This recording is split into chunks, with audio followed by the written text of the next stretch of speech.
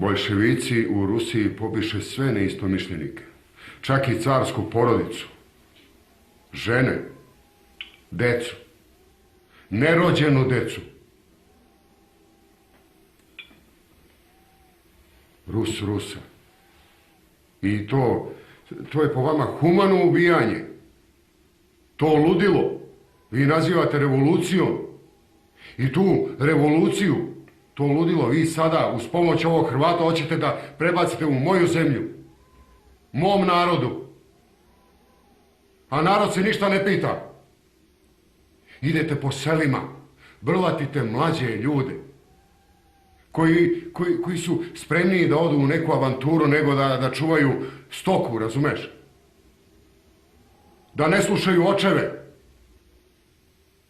Da ubijaju, da pucaju jedan na drugog, brat brata. A zbog čega?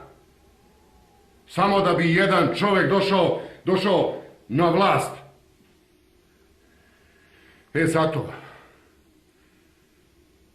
Zato je moj Vojine u mojim očima samo mržnja, bes, krv, očaj.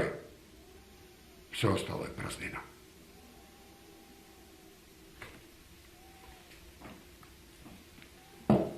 Slušaj, idem ja do sela.